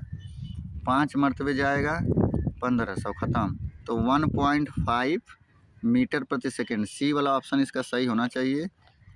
सी वाला ऑप्शन देखिए इसका सही था, क्लियर हो गया। इसका कौन सा ऑप्शन सही था? सी वाला ऑप्शन सही हो गया। चलिए नेक्स्ट देखते हैं। एक हल्के और एक भारी पिंड की गतिज ऊर्जा समान है, इनमें से किसका संवेग अधिक होगा? तो इसमें से किसका संवेग अधिक होगा? तो भारी पिंड का संवेग हमारा क्या होगा? अधिक होगा। हल्का पिंड का संवेग अधिक नहीं होगा। क्यों? क्योंकि यहाँ से हम देख लेते हैं तो यहाँ से ज़्यादा परिभाषा हो जाएगा, उससे मतलब नहीं है। ये याद रखिए कि एक हल्का वस्तु है और एक भारी वस्तु है, दोनों की गतिज ऊर्जा अगर समान है तो संवेग किसका अधिक होगा? तो संवेग भारी वाले का अधिक हो जाएगा। नेक्स्ट नंबर 9वां नंबर का टॉपिक है दूरी और विस्थापन, डिस्टेंस एंड डिस्प्लेसमेंट। ये भी काफ़ी इंपॉर्टेंट टॉपिक। चलिए फिर तो इस टॉपिक को हम देखते हैं। कुछ वन लाइनर के क्वेश्चन हैं, तो इस पर ध्यान देते हैं। वह भौतिक राशि जो कभी भी ऋणात्मक नहीं हो सकती, तो दूरी कभी भी ऋणात्मक नहीं हो सकती, काफ़ी इंपॉर्टेंट है। वह भौतिक राशि जो कभी भी ऋणात्मक नहीं हो सकती, तो दूरी है। नेक्स्ट है वेग और समय के गुणनफल प्रदान करता है। तो वेग और समय का गुणनफल क्या प्रदान करता है, तो विस्थापन प्रदान करता है। तो डायरेक्ट याद रखिएगा, v इंटू टी क्या हो जाता है, विस्थापन, डिस्प्लेसमेंट हो जाता है। नेक्स्ट है, यदि किसी वस्तु द्वारा तय की गई दूरी शून्य हो तो वस्तु का विस्थापन क्या होगा, तो विस्थापन भी शून्य हो जाएगा, क्योंकि दूरी भी शून्य है। नेक्स्ट, एक वस्तु को ऊपर की ओर फेंका जाता है। यह 100 मीटर की ऊंचाई तक जाती है और फिर फेंकने वाले के पास वापस आ जाती है, तो वस्तु का वास्तविक विस्थापन शून्य था। दूरी का सूत्र क्या है, तो गति बटे समय को ही हम दूरी कहते हैं। आप उस मात्रा को क्या कहेंगे जो वेग समय लेखा चित्र के वक्र के अंतर्गत स्वयं के और दो मात्रा सूचक के बीच सम्मिलित है, उसे हम विस्थापन कहेंगे। काफ़ी इम्पोर्टेंट है, 2 बार पढ़िएगा, ये याद हो जाएगा। डायरेक्ट परिभाषा एग्जाम में पूछ लेता है। नेक्स्ट हमारा 10वें नंबर का टॉपिक आ जाता है। उससे हमें कोई भी न्यूमेरिकल क्वेश्चन अभी तक आए नहीं हैं उस चैप्टर से, तो इसलिए इस बुक में वो चैप्टर है नहीं। नेक्स्ट 10वें नंबर के हम टॉपिक पे देखते हैं चाल वेग, स्पीड और वेलोसिटी के बारे में। स्पीड एंड वेलोसिटी के बारे में लिखा है कि किरण 90 मीटर लंबे पुल में तैरती है। कोई किरण है जो 90 मीटर लंबे पुल में तैरती है, एक छोर से दूसरे छोर तक और फिर वहाँ से वापस उसी सीधे पथ पर तैर कर वह दो बार में 360 मीटर की दूरी तय करती है। तो किरण का औसत वेग कितना होगा, तो किरण का औसत वेग कितना था, 0 मीटर प्रति सेकंड था।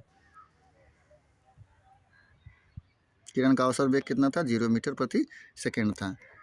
2 बार पढ़िएगा, हम भी 2 बार इसे पढ़ लेते हैं। कह रहा है कि 90 मीटर पुल में तैरती है, एक छोर से दूसरे छोर तक और फिर वहाँ से वापस उसी सीधे पथ पर तैर कर वो 2 बार में 360 मीटर की दूरी तय करती है। तो औसत वेग कितना था, तो 0 था, उसका वेग 0 था।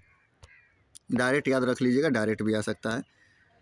किसी वस्तु का त्वरण इसके प्रति इकाई समय में हुए परिवर्तन, प्रति इकाई वेग में हुए परिवर्तन, किसी वस्तु का त्वरण इसके वेग में प्रति इकाई समय में हुआ परिवर्तन है। त्वरण जो है वेग में समय इकाई में परिवर्तन, वेग परिवर्तन की दर को त्वरण कहते हैं।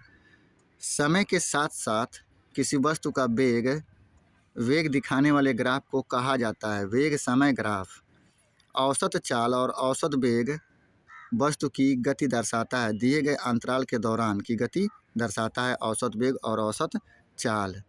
नेक्स्ट है, एक भीड़ भाड़ वाली सड़क पर एक बस की गति, खाली स्थान गति का एक उदाहरण है। तो असमान गति का एक उदाहरण है एक भीड़ भाड़ वाले सड़क पे। चाल दूरी और समय का सही संबंध क्या है, तो S बराबर D/T, यानी कि स्पीड बराबर डिस्टेंस बटे टाइम। तात्कालिक वेग और औसत वेग तब बराबर होते हैं जब वस्तु में शून्य त्वरण हो, तो तात्कालिक वेग और औसत वेग दोनों क्या हो जाते हैं, बराबर हो जाते हैं जब उसका त्वरण क्या हो जाता है, शून्य हो जाता है। नेक्स्ट दिया है विस्थापन की परिवर्तन की दर को क्या कहता है, विस्थापन परिवर्तन की दर को वेग कहा जाता है। वेग परिवर्तन की दर को विस्थापन कहते हैं और विस्थापन परिवर्तन की दर को वेग कहते हैं। यदि कोई वस्तु समान समय अंतराल में समान दूरी तय करती है तो इसे कहा जाता है असमान गति कहा जाता है। समान समय अंतराल में असमान दूरी तय करती है तो असमान गति कहा जाएगा। विस्थापन के परिवर्तन की दर को क्या कहते हैं, वेग कहते हैं। किसी निर्दिष्ट दिशा में किसी वस्तु की गति को कहा जाता है वेग कहा जाता है। नेक्स्ट, एक निश्चित दिशा में बढ़ रही वस्तु की गति को वैज्ञानिक शब्दावली में किस पद के रूप में जाना जाता है, तो वेग के पद के रूप में जाना जाता है। नेक्स्ट है हमारा न्यूमेरिकल क्वेश्चंस हैं। तो एक समान गति से अपनी कार को चलाता है, एक चालक समान गति से अपनी कार को चलाता है और 60 सेकंड में 288 मीटर की दूरी तय करता है, तो गति ज्ञात करिए। तो गति स्पीड s बराबर डिस्टेंस अपॉन टाइम हो जाता है। डिस्टेंस 288 का है और टाइम 60 का है, तो इसको काट पीट लीजिए, 2 से काटिए, 1 4 4 144 गुणे 288, ये 30 हो जाएगा। फिर 2 से काट दीजिए, 7 दूनी 14 और 2 दूनी 4, 2 दूनी 4, 7 दूनी 14, 72 और ये 15 हो जाएगा। अब 15/72 हो गया, 15 पचे 75 हो जाएगा, नहीं तो 15 चौको 60, तो 4 पॉइंट, अब 60 इधर निकालेंगे तो 12 बच जाएगा, 120, 15 बाठी 120, तो 4.8 इसका आंसर हो जाएगा। इसका आंसर होगा 4.8 मीटर पर सेकंड, पहला आंसर सही हो जाएगा। नेक्स्ट 11वें नंबर का टॉपिक है प्रक्षेप्य गति, प्रोजेक्टाइल मोशन। प्रक्षेप्य गति का फॉर्मूला क्या होता है? तो R इज टू प्रास, प्रक्षेप्य गति का परास कितना होता है? तो R is u square sine 2 theta upon G. R is u square sine 2 theta upon का जी। R मैक्सिमम मतलब परास मैक्सिमम किस कंडीशन में होता है? तो यू स्क्वायर अपॉन जी, जहाँ पे थीटा की वैल्यू 45 डिग्री होती है। प्रक्षेप्य पिंड की ऊंचाई कितनी होती है? तो H is u square sine square theta बटे 2g। तो ये वाला आंसर है। ये डायरेक्ट, ये सब तीनों के तीनों फार्मूले को डायरेक्ट याद रखिएगा। डायरेक्ट फार्मूला आएगा तो लगा के चले जाइएगा, क्योंकि अब इतना समय तो है नहीं कि कोई चीज़ें बैठ के याद रखेगा। अब नेक्स्ट यहाँ से ये इसके कुछ वन लाइनर क्वेश्चन दिए हैं, तो इनको देख लीजिए। दिया है, यदि कोई वस्तु ऊपर की तरफ फेंकी जाए तो अधिकतम ऊंचाई पर पहुंचने पर उसका वेग क्या तो शून्य हो जाता है। पृथ्वी की सतह से फायर किए गए प्रक्षेप्य गति के दौरान उसका वेग का क्षैतिज घटक स्थिर रहता है। उसके वेग का क्षैतिज घटक स्थिर रहता है। प्रक्षेप्य पथ को कहा जाता है, तो प्रक्षेप्य पथ कहा जाता है। प्रक्षेप्य के पथ को प्रक्षेप्य पथ कहा जाता है। प्रक्षेप्य गति में क्षैतिज के साथ एक बड़ा कोण पैदा करता है ऊंचा प्रक्षेप्य पथ। एक बड़ा कोण क्या पैदा करता है? ऊंचा प्रक्षेप्य पथ पर तैयार करता है। यदि ये गेंद ऊपर फेंकी जाती है तो परिवर्तित नहीं होती, तो त्वरण परिवर्तित नहीं होती। प्रक्षेप्य गति में कुल उड़ान का समय होता है उड्डयन काल। उड्डयन काल का क्या मतलब है? अधिकतम ऊंचाई तक पहुंचने में लगने वाले समय से दोगुना ही उसका उड्डयन काल होता है। अधिकतम ऊंचाई पे पहुंचने में लगने वाला समय से दोगुना जो समय होता है वही उड्डयन काल होता है। नेक्स्ट, एक प्रक्षेप्य गति में प्राप्त की गई क्षैतिज सीमा एक समान होती है, चाहे वस्तु को थीटा और पर प्रक्षेपित किया जाए। तो चाहे वस्तु को थीटा और 90 अंश ऋण थीटा पर प्रक्षेपित किया जाए, एक समान गति ही होगी। एक प्रक्षेप्य गति में प्राप्त की गई क्षैतिज सीमा एक समान होती है, चाहे वो वस्तु थीटा और 90 अंश थीटा पर प्रक्षेपित किया गया हो, ऋण थीटा पर प्रक्षेपित किया गया हो, मतलब उसकी गति समान ही होगी। एक तोप का गोला दागा गया, इस गोले की गति का एक उदाहरण है। तो प्रक्षेप्य गति का एक उदाहरण है तोप का गोला। तोप का गोला किसका उदाहरण है? तो प्रक्षेप्य गति का उदाहरण है तोप का गोला। नेक्स्ट, वह मात्रा या घटना जिसके दो स्वतंत्र गुण परिणाम और दिशा होती हैं क्या कहलाती है? तो वो सदिश कहलाती है। किसी प्रक्षेप्य का प्रक्षेप वक्र होता है, परवलयाकार होता है। प्रक्षेप्य का प्रक्षेप वक्र परवलयाकार होता है। अब इसमें इसके कुछ न्यूमेरिकल क्वेश्चंस हैं, तो उसको ध्यान दे लीजिए। न्यूमेरिकल क्वेश्चन किस तरीके के पूछे गए थे? तो दिया है, किस कोण से फेंके जाने पर कोई वस्तु सर्वाधिक दूरी तक प्रक्षेपित होती है? तो 45 डिग्री के कोण से फेंके जाने पर कोई वस्तु सर्वाधिक दूरी पर जाती है। आप चाहेंगे तो यहाँ से डायरेक्ट आप फॉर्मूला लगा सकते हैं ना, तो डायरेक्ट याद रख लीजिए। तो डायरेक्ट याद रख लीजिए, फॉर्मूला लगाने की कोई ज़रूरत नहीं है। 12वें नंबर का क्वेश्चन, एक्सेलरेशन। वेग परिवर्तन बटे लगने वाला समय क्या होता है? त्वरण होता है। वेग परिवर्तन की दर को त्वरण कहते हैं। त्वरण में होता है मात्रा के व्युत्क्रमानुपाती, बल के समानुपाती। मात्रा के त्वरण जो होता है मात्रा के व्युत्क्रमानुपाती होता है, लेकिन बल के समानुपाती त्वरण काम करता है।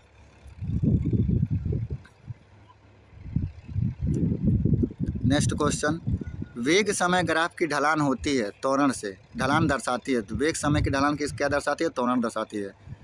अभिकेंद्री त्वरण और स्पर्श रेखीय त्वरण के बीच का कोण होता है। तो अभिकेंद्री त्वरण और स्पर्श रेखीय त्वरण के बीच का कोण 90 एंगल का होता है, काफ़ी इंपॉर्टेंट है।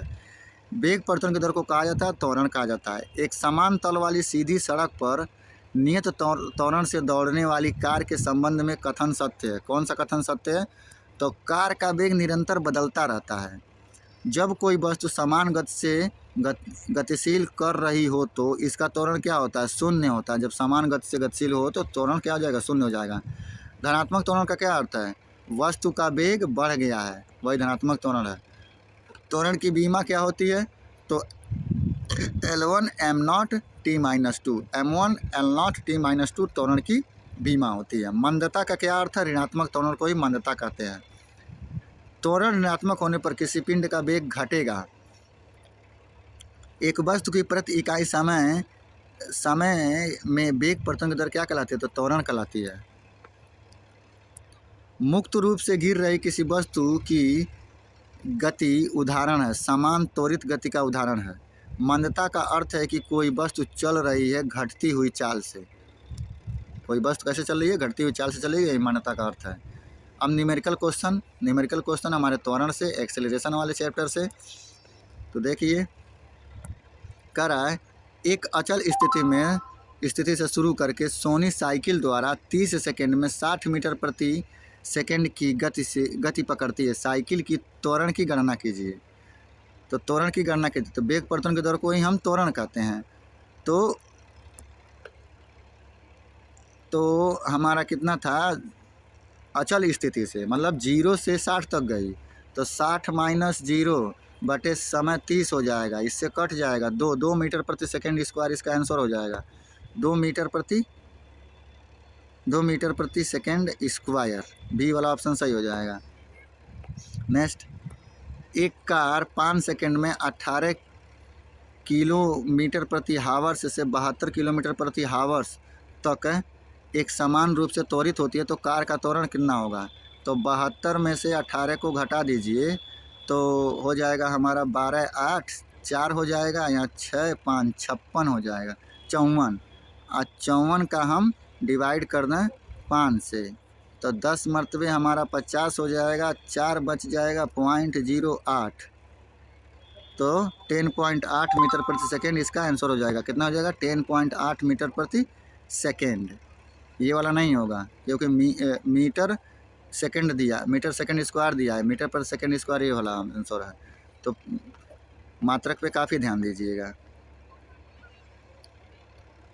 नेक्स्ट क्वेश्चन, 350 न्यूटन का बल 50 केजी द्रव्यमान पर लगाया जाता है, तो इस स्थिति में वस्तु में उत्पन्न त्वरण कितना होगा? अब ये वाला फॉर्मूला हमको एग्जाम्पल से देखना होगा। अब देखिए, बल की वैल्यू 350 दे दिया, द्रव्यमान का वैल्यू 50 ए दे दिया, तो F की वैल्यू हमें फाइंड आउट करनी थी। तो F बराबर m इंटू ए होता है, तो A बराबर हमारा F अपॉन का A होगा। F हमारा 350 है और m हमारा 500 है। 0 से 0 कैंसिल हो गया, 50 में 35 का भाग दे दीजिए, 7 पचे 35, 5 दाम 50, 7/10 आ गया। इसको भाग देंगे तो 0.7 मीटर प्रति सेकेंड हो जाएगा। कितना हो जाएगा? 0.7 मीटर प्रति सेकेंड स्क्वायर। तो बी वाला ऑप्शन सही हो जाएगा। नेक्स्ट, स्थिर अवस्था से प्रारंभ करने पर सुनील की कार 10 सेकेंड में 20 मीटर प्रति सेकेंड वेग प्राप्त कर लेती है, तो त्वरण का वैल्यू करिए। तो 20 का सीधे 10 में भाग दे दीजिए, कितना हो जाएगा? 2 हो जाएगा ना, 2 मीटर प्रति सेकेंड स्क्वायर, 2 मीटर प्रति सेकेंड स्क्वायर। बी वाला ऑप्शन सही हो जाएगा। नेक्स्ट, एक कार 5 सेकेंड में 18 किलोमीटर प्रति हावर्स से 36 किलोमीटर प्रति हावर्स समान रूप से बढ़ता है, तो त्वरण की वैल्यू गणना करिए। तो त्वरण का गणना कर दीजिए, 36 में से 18 घटा दीजिए, बच गया 18, 18 में 5 का भाग दे दीजिए, 5 यहाँ 15, बच गया 30, 6 का भाग दे दीजिए। अरे यार यहाँ सेकंड दिया है, यहाँ हावर्स दिया है, जस्ट मिनट, यहाँ सेकंड दिया है, यहाँ हावर्स दिया ना, तो हम उसको वेरीफाई कर लेंगे तब ये चीज़ें क्लियर होंगी। Just minute. हाँ यहाँ देखिए ये दूसरे नंबर का क्वेश्चन हमारा गलत हो गया था, तो इसको थोड़ा सा सही कर लिया जाए।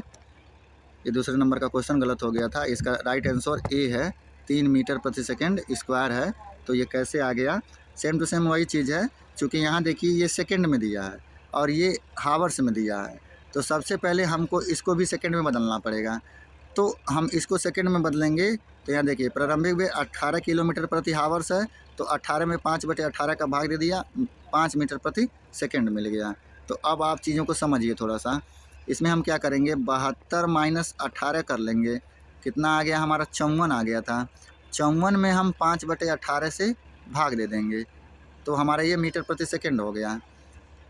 अब ये मीटर प्रति सेकंड हो गया, तो अब डायरेक्ट आप भाग दे दीजिए, या तो आप काट दीजिए, तो 2 से काट दीजिए, तो 2 दूनी 4, 7 दूनी 14, ये हो जाएगा 9। फिर से 3 से काट दीजिए, तो 9 त्रिकी 27 और 9 त्रिकी 27, 3 और यहाँ 1 हो जाएगा, तो पंक्तियाँ ही 15, तो ये 15 हो गया। अब 15 में आप 5 से भाग दे दीजिए, तो पंक्तियाँ ही 15, सीधा कितना आ जाएगा? 3 मीटर प्रति सेकंड स्क्वायर आ जाएगा। तो याद रखिएगा ये क्वेश्चन थोड़ा गलत हो गया था, इसलिए हम दोबारा आके यहाँ पे देखे हैं। अब हम ये इस क्वेश्चन पे थे, सुनील वाला हो गया था, यहाँ ये वाले क्वेश्चन पे थे, तो इस वाले क्वेश्चन पे ध्यान दे दीजिए। ये याद रखिएगा कि किलोमीटर प्रति सेकंड से किलोमीटर प्रति घंटा से हमें मीटर प्रति सेकंड में बदलना हो, तो 5/18 से हम गुणा कर देंगे। अगर अपोजिट करना हो, मतलब मीटर प्रति सेकंड से किलोमीटर प्रति घंटा में बदलना हो, तो 18/5 से भाग दे देंगे। मतलब बड़े से छोटे की तरफ जाएंगे तो 5/18, और छोटे से बड़े की तरफ जाएंगे तो 18/5। ये 2 चीज़ें हो गई। अब यहाँ देखिए कि कार का वेग 5 सेकंड में इतना से 18 से इतना हो जा रहा है, तो ये 18 ही होगा, 18 गुणे 5/18 हो जाएगा। 18 से 18 कैसे हो गया? 5 हो गया। 5 में 5 का भाग दे देंगे, तो सीधे 1 मीटर प्रति सेकंड हो जाएगा, 1 मीटर प्रति सेकंड स्क्वायर हो जाएगा।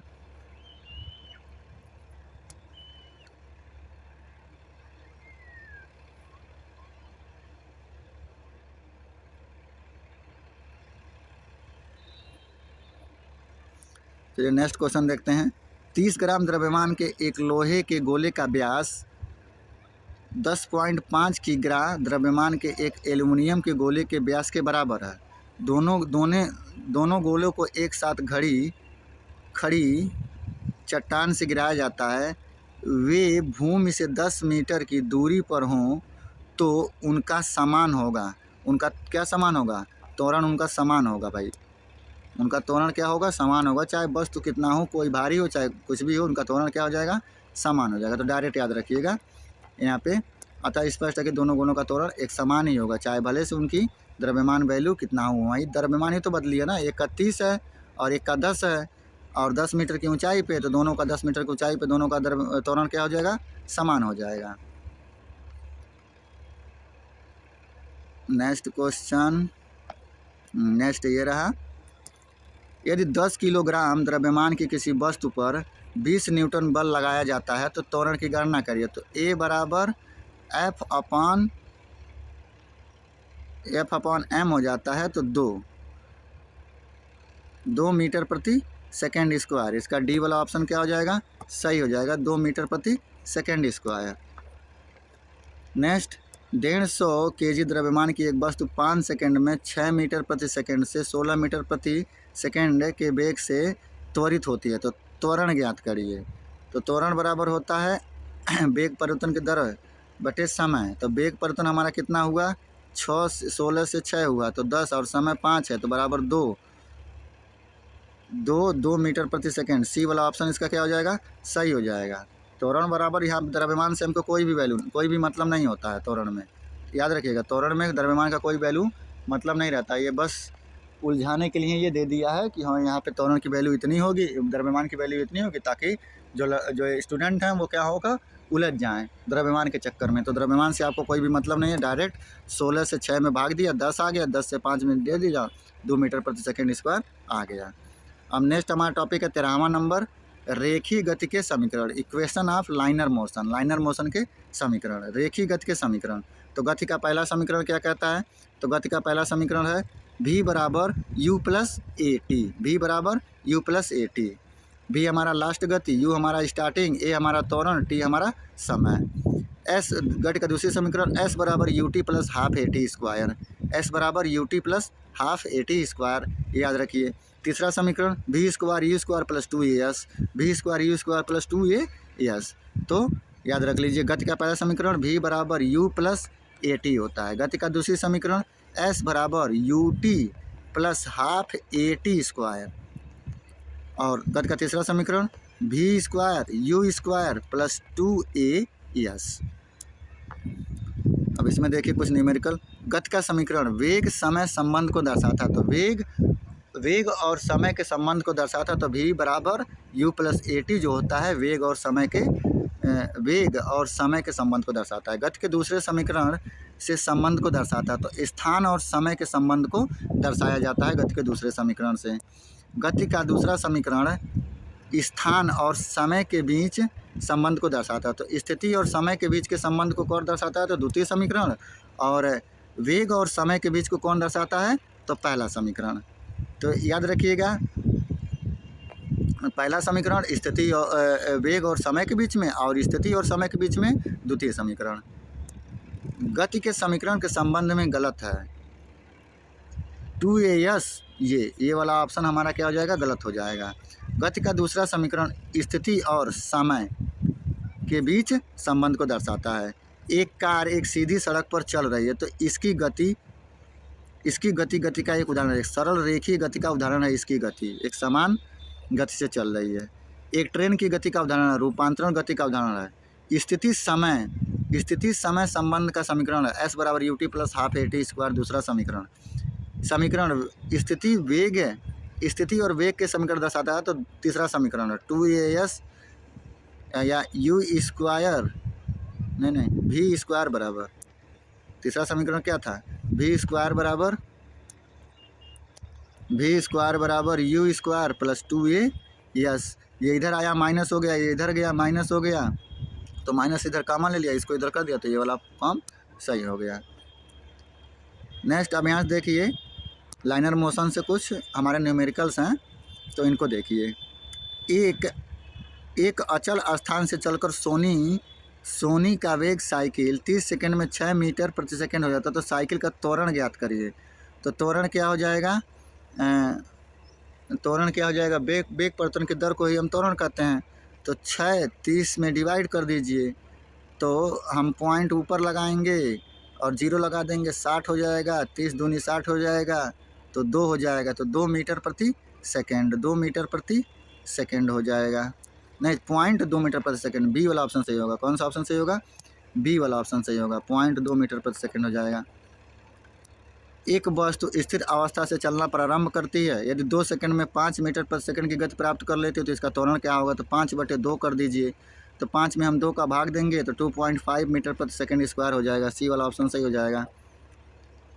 निम्न में से कौन सा समान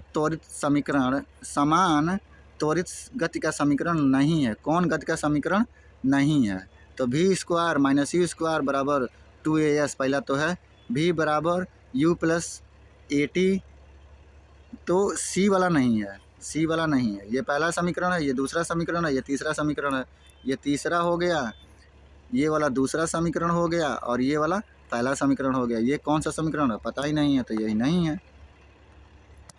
इटली के वैज्ञानिक गैलीलियो ने सर्वप्रथम सरल रेखी से चलती हुई किसी वस्तु के विषय में समय, दूरी और वेग तथा समान त्वरण से पारस्परिक संबंधों का समीकरण प्रदर्शित किया। यह समीकरण गति का समीकरण कहलाता है। तो गति का समीकरण किसने दिया है? तो गैलीलियो ने दिया, याद रखिएगा।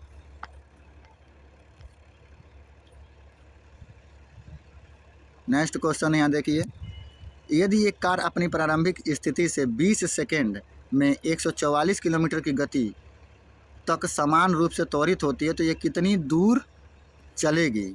अब देखिए, ये चाल दे दिया और ये नहीं, ये समय दे दिया और ये चाल दे दिया है, तो दूरी बराबर चाल बटे समय होता है। तो 144 अब किलोमीटर प्रति घंटा है, तो इसको मीटर प्रति सेकेंड में बदल दीजिए। अब काट दीजिए, तो 7 दूनी 14 और 2 इसे काटेंगे तो 9, 9 आठी 72, 8 पाँचे 40, 40 में 20 का भाग दे हाँ, दूरी चाल बराबर दूरी बटे समय, तो दूरी बटे समय, तो दूरी बराबर चाल गुणे समय। तो 20 का हम 40 में हम 20 का गुणा करेंगे, भाग नहीं देंगे, तो 800 मीटर ये आंसर हो जाएगा। कितना? कैसे कैसे कैसे कैसे फिर से एक बार काटिए, गलत हो रहा है चीज़ें, क्योंकि यहाँ पे ए आंसर में दिया है। तो फिर से काट लीजिए, तो 144 गुणे 5/18, ये 72 मतबे कट जाएगा, 18 का 9 कट जाएगा, 9 आठी 72, 8 पाँचे 40 और 40 का हम 20 में गुणा करेंगे तो हो जाएगा 4 दूनी 8, 800 मीटर हमारा आ रहा है। लेकिन यहाँ पे कितना आया? यहाँ पे 400 मीटर आया। तो अब यहाँ से ये वाला फॉर्मूला नहीं लगने का।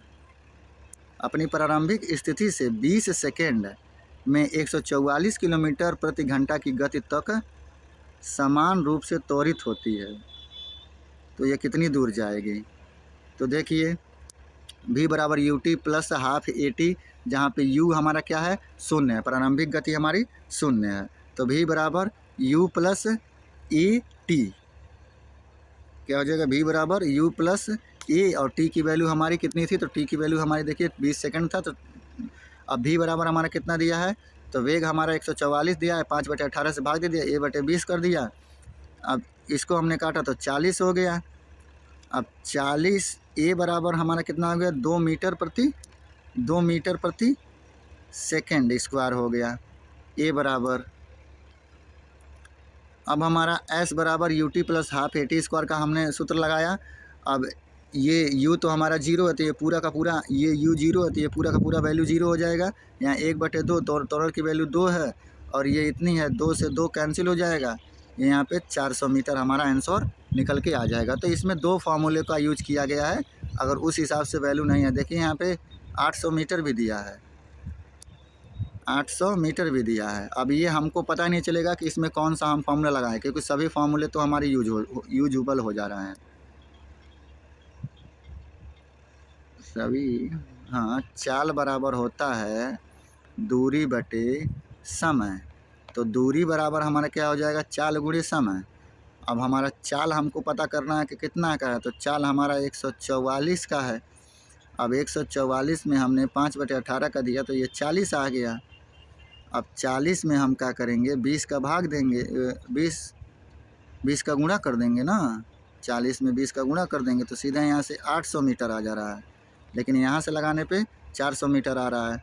तो दोनों फार्मूले को यूज आप कर लीजिएगा, लेकिन ये वाला गलत है, यही वाला आप लगाइएगा। पहले प्रारंभिक वेग u बराबर 0 मान लीजिएगा, और पहले गति का पहला समीकरण लगा लीजिएगा कि v बराबर u plus A T, v बराबर u प्लस ए टी, ये पहला समीकरण लगा लीजिएगा। फिर दूसरा समीकरण s बराबर यू टी, s बराबर U T plus half A T square. ये s क्या है? यही आपका डिस्टेंस है। नेक्स्ट क्वेश्चन, एक बस विश्राम अवस्था से चलना शुरू करती है और नियत त्वरण से एक पहाड़ी से उतरती है। यदि 10 सेकंड में 200 मीटर की दूरी तय करती है, तो इसका त्वरण कितना होगा? तो त्वरण 10 सेकंड में 20 मीटर की दूरी तय करती है, तो वेग परिवर्तन की दर को त्वरण कहते हैं। लेकिन ऐसे नहीं लगेगा, यहाँ पे भी फार्मूले हमें यूज करने पड़ेंगे। क्यों? क्योंकि हमें समय और स्थिति के बारे में जानकारी लेनी है। तो गति के दूसरी समीकरण से s बराबर U T plus half A T square, क्योंकि यहाँ पे त्वरण दूरी तय करती है, त्वरण का वैल्यू क्या होगी? यहाँ पे a की वैल्यू हमें फाइंड आउट करनी है। s हमारा 200 मीटर हो गया, s हमारा 200 मीटर हो गया। यहाँ पे u हमारा प्रारंभिक है, तो प्रारंभिक हमारा 0 हो जाएगा, गुणे 10, ये पूरा का पूरा 0 हो जाएगा। 1/2 a प्लस 10 का स्क्वायर 200, 1/2, 2 से ये कट जाएगा सीधे, यहाँ से 100 हो जाएगा और इस 100 से ये 100 कट जाएगा, यानी कि त्वरण की नहीं नहीं नहीं नहीं नहीं नहीं, ये कटेगा नहीं। यहाँ देखिए 200 जीरो बटे इतना हो जाएगा, तो 200 1/2 1 गुणे 100 हो जाएगा। यहाँ से काटेंगे तो ये 50 हो जाएगा। अब a बराबर 200/50, तो 4 मीटर प्रति सेकेंड स्क्वायर इसका त्वरण निकल के आ जाएगा। तो अगर कभी भी ऐसा सवाल दिया हो और त्वरण की वैल्यू आपसे डायरेक्ट पूछे तो फार्मूला याद रखिएगा, s बराबर ut plus half at square पर रख के इस फार्मूले को लगा देना है। ut हमेशा हमारा 0 रहता है क्योंकि विश्राम अवस्था से चलना प्रारंभ किया था। चलिए नेक्स्ट क्वेश्चन पे देखते हैं। एक कार 5 सेकंड में 1 मीटर प्रति सेकंड स्क्वायर के एक समान त्वरण से चलकर 5 मीटर प्रति सेकंड से 10 मीटर प्रति सेकंड की गति से चल रही है। इस समय कार में तय की गई दूरी ज्ञात करिए, डिस्टेंस ज्ञात करिए। अब इसमें दोनों दे दिया है, डिस्टेंस ज्ञात करना है ना, तो डायरेक्ट कैसे लगाया ये, इधर ही तो है, उसी फार्मूले पे लगाया है इसने। तो डायरेक्ट देखिए इसने कैसे लगाया। इसने यहाँ पे समय 5 सेकंड का था, समय हमारा 5 सेकंड का था, त्वरण हमारा 1 मीटर प्रति सेकंड का था, प्रारंभिक वेग हमारा इतना है, अंतिम वेग हमारा 10 है। अब वेग परिवर्तन की दर हम ज्ञात कर लें तो 5 आ जा रहा है। अब यहाँ से हम क्या करेंगे, ये वाला फार्मूला लगा देंगे, s बराबर ut plus half at square. अब s बराबर 5 गुणे 5, प्रारंभिक वेग 5 था, समय 5 का है, हाफ a का वैल्यू इतना है और t का 5 है तो 25 हो जाएगा। तो 375.5 मीटर हमारा आंसर निकल के आ जाएगा। अब ये वेग परिवर्तन की दर निकालना है तो निकालिए, u की वैल्यू हमें फाइंड आउट करनी पड़ेगी, तो वह वेग परिवर्तन की दर से ही u की वैल्यू को फाइंड आउट किया जाता है। तो ये ज़रूरी है, वेग परिवर्तन की दर निकालना हमारे लिए ज़रूरी है। तो इसको थोड़ा सा अच्छे तरीके से समझ लीजिएगा। नेक्स्ट हमारा टॉपिक है लगभग में 14वें नंबर का टॉपिक हमारा शुरू होता है घर्षण, फ्रिक्शन। चलिए फिर घर्षण को शुरू करते हैं। फ्रिक्शन को कह रहा है वन लाइनर क्वेश्चन के रूप में है कुछ क्वेश्चन। तो ब्रेक लगाने पर एक कार का मुख्य रूप से खाली स्थान बल के कारण रुक जाता है। तो घर्षण बल के कारण ब्रेक लगाने पर कार रुक जाती है। यदि किसी गतिमान वस्तु पर कोई बाह्य बल आरोपित नहीं है तो यह रुक जाती है, घर्षण के कारण रुक जाती है। हम बिना फिसले पृथ्वी पर चलने में सक्षम है, घर्षण के कारण चलने में सक्षम है। यदि कोई वस्तु किसी सतह पर फिसलती है तो उनके बीच गति का प्रतिरोध करने वाला बल कौन सा है, तो घर्षण है। दो सतह के बीच सतह की अनियमितताओं के परिमाण स्वरूप होता है, घर्षण होता है। नेक्स्ट, घर्षण बल कार्य करता है बल की दिशा के विपरीत। एक साइकिल स्थिर त्वरण से गतिमान है, पीछे के पहिए पर घर्षण बल है पश्चिम दिशा में, पीछे की तरफ घर्षण बल जो लगेगा वो पीछे की तरफ लगेगा, पश्चिम दिशा में। कारों के ब्रेकिंग पैड में खाली स्थान के गुणों का उपयोग किया जाता है। तो घर्षण के सकारात्मक प्रभाव का उपयोग किया जाता है, कारों के ब्रेकिंग पैड में घर्षण के सकारात्मक प्रभाव का उपयोग किया जाता है। नेक्स्ट, घर्षण द्वारा किया गया कार्य होता है तो हमेशा ऋणात्मक होता है क्योंकि वो विपरीत दिशा में वर्क करती है। नेक्स्ट, घर्षण द्वारा किए गए कार्य का क्षय नहीं होता बल्कि वह ऊर्जा के रूप में परिवर्तित हो जाती है। तो वह तापीय ऊर्जा के रूप में परिवर्तित हो जाती है, काफ़ी इंपॉर्टेंट है। नेक्स्ट, 15वें नंबर का टॉपिक सरल आवर्त गति, घूर्णन गति, सिंपल हार्मोनिक मोशन या रोटेशनल मोशन। तो यहाँ देखते हैं अभिकेंद्री बल का फॉर्मूला क्या होता है। तो F = mv²/r जो होता है, अभिकेंद्री बल का फॉर्मूला होता है। v जो है वो वृत्तीय पथ पर घूमते कण का वेग है, r जो है हमारा वृत्तीय पथ की त्रिज्या और m जो है घूमते कण का द्रव्यमान है। तो अभिकेंद्री बल का डायरेक्ट फार्मूला ही पूछ सकता है। तो F बराबर m × v²/r होता है। नेक्स्ट, सरल आवर्त गर्त करते हुए पिंड का आवर्त काल हम कैसे निकालेंगे।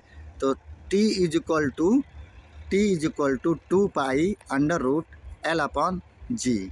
यहाँ पे L धागे की लंबाई है और g उसका गुरुत्वीय त्वरण है। अब पाई की वैल्यू 22/7 होती है, ये सभी लोग लगभग में जानते हैं। सरल आवर्तित गर्त करते हुए कण का विस्थापन का समीकरण क्या होता है। तो y = a sin ωt होता है विस्थापन का समीकरण। ये भी काफ़ी इंपॉर्टेंट है, ये भी समीकरण आपके इंपॉर्टेंट हैं जो एग्जामिनेशन में पूछे जा सकते हैं। नेक्स्ट, अब देखिए ये भी समीकरण इंपॉर्टेंट है। सरल आवर्त गति करते हुए पिंड का आवर्तकाल कैसे निकालेंगे? तो पिंड का आवर्तकाल t इक्वल टू 2π√L/g से, और अभिकेंद्री बल F इक्वल टू m/v²/r से। अब यहाँ पे कुछ अभी और फार्मूले हैं यहाँ पे, तो वहाँ पे व्यापक समीकरण से मतलब नहीं है, इसका व्यापक समीकरण भी यहाँ से देख सकते हैं। तो y equal to a sine कोष्टक में ω/t प्लस फाई होता है। आवृत्ति कैसे निकालेंगे? तो n को आवृत्ति से निरूपण करते हैं, तो 1/t होता है आवृत्ति। अगर रोटेशनल में है तो ω/2π के थ्रू हम आवृत्ति निकाल सकते हैं, और 1/t के थ्रू आवृत्ति को निकाल सकते हैं। तो ये सब फार्मूले इंपॉर्टेंट हैं। नेक्स्ट, कोणीय बेग का फॉर्मूला क्या होता है? तो कोणीय बेग का फॉर्मूला क्या होता है? तो 2π n/t जो होता है वो कोणीय बेग का फॉर्मूला होता है। काफ़ी इंपॉर्टेंट है। n लगाए गए चक्रों की संख्या और t हमारा समय है। यहाँ पे ओमेगा कोणीय बेग है और t हमारा आवर्तकाल है। तो ये इंपॉर्टेंट समीकरण हो जाते हैं। रेखीय वेग का समीकरण क्या होता है? तो v इक्वल टू ω/r रेखीय वेग का समीकरण होता है। नेक्स्ट, वन लाइनर क्वेश्चन है। पेंडुलम लयबद्ध लोलक की तरह काम करता है, अतः इसका प्रयोग किया जाता है दादाजी की घड़ी में पेंडुलम का प्रयोग किया जाता है। नेक्स्ट, जब एक कार मोड़ लेती है तो वह बल जो हमें बाहर की ओर धक्का देता है वो क्या है? अपकेंद्रीय बल है। डेयरी में प्रयोग किए जाने वाले दूध से क्रीम को अलग करने की प्रक्रिया कहलाती है अपकेंद्रीकरण प्रक्रिया कहलाती है, दूध से क्रीम निकालना। जब एक वस्तु एक समान वित्तीय वेग उत्पन्न करती है तो परिवर्तित होती है दिशा, तो दिशा परिवर्तित हो जाती है जब एक समान वेग से परिवर्तित करती है। तो लट्टू को घुमाना एक उदाहरण है, केंद्राभिमुख बल का उदाहरण है लट्टू का घूमना। लट्टू का घूमना क्या है? केंद्राभिमुख बल का उदाहरण है। एक वृत्ताकार पथ में स्थिर गति वाले पिंड की गति को कहा जाता है, क्या कहा जाता है? समान वित्तीय गति कहा जाता है। जब कोई वस्तु वित्तीय पथ पर गति करती है तो घूर्णन करती हुई वस्तु पर केंद्र की ओर लगने वाला बल क्या होता है? अभिकेंद्रण बल होता है।